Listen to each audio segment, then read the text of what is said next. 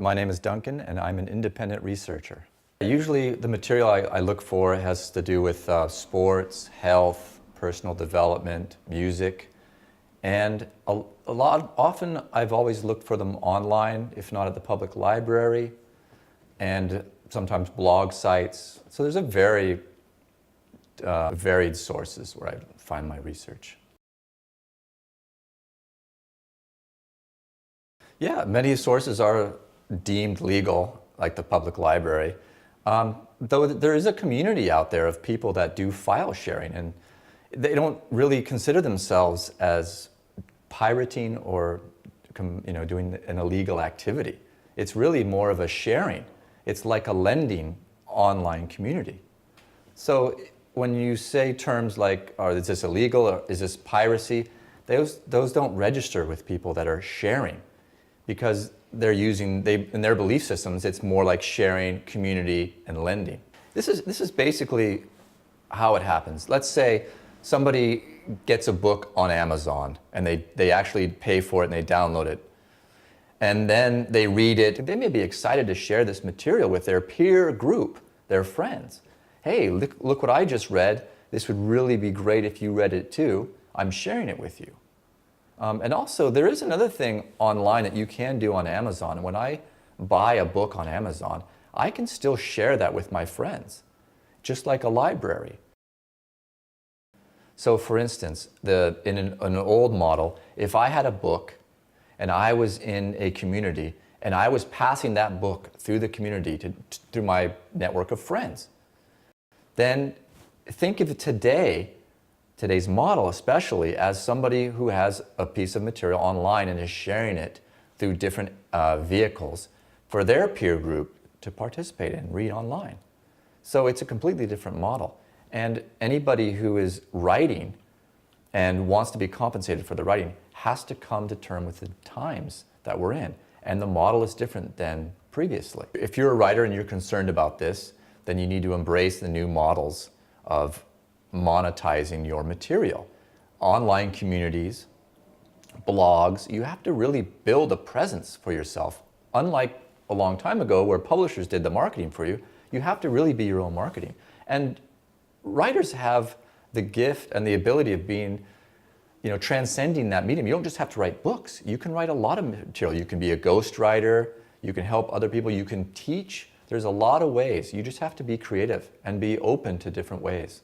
So writers really need to embrace the online community, and not only embrace it and accept it, but be a part of it and participate.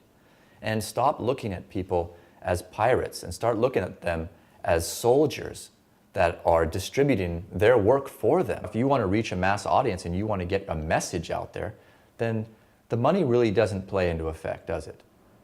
The whole point is getting your message out there. And by joining an online community, you're really getting your word out there to as many people as possible. And then they're helping you distribute your message. The corporations, again, are using an old model. And that's why it's frustrating for them, because they're assuming that people are purposely downloading, and it's almost like they're taking it personally. It's not like that. You have a community of people that are sharing. That's it. That's about as basic as it gets. And for corporations, if they're really worried about that, again, you don't go after someone and criminalizing to make an example of it. You participate in the online community.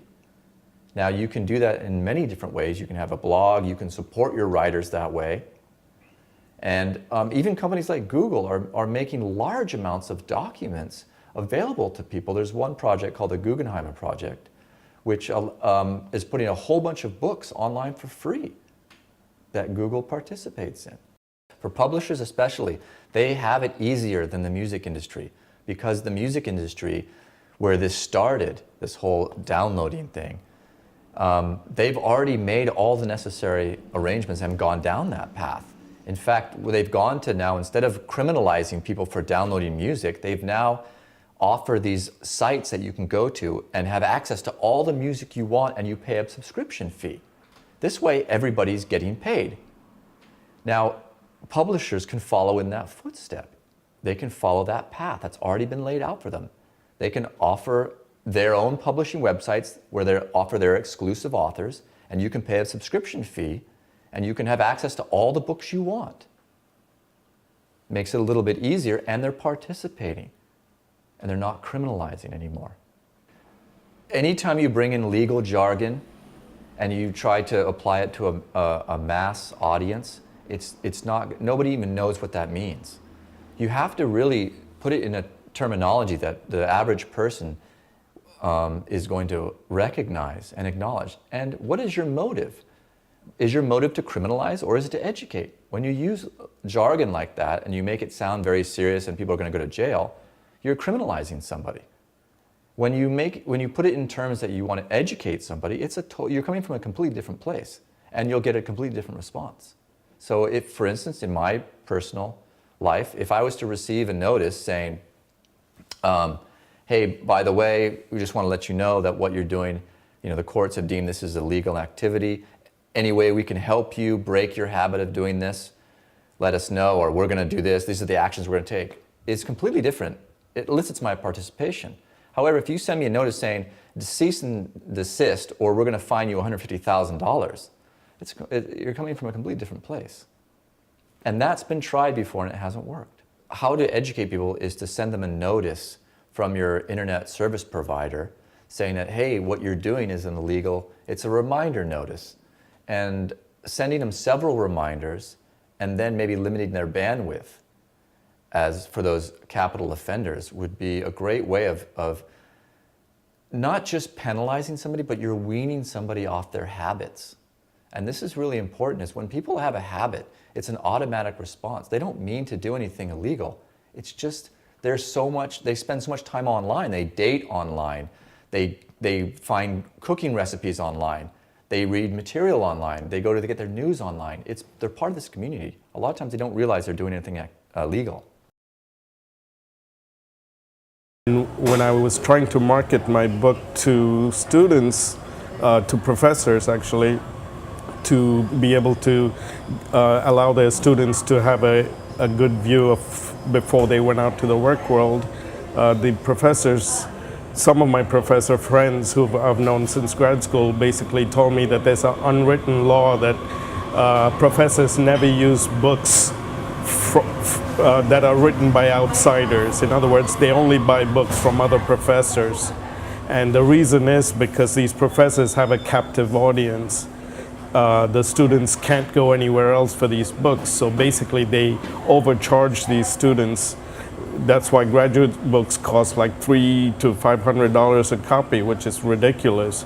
And so some of the students I spoke to at grad schools told me that they have a way of getting around this. They basically have an underground system where one of them makes copies of the books and they provide it free for all students.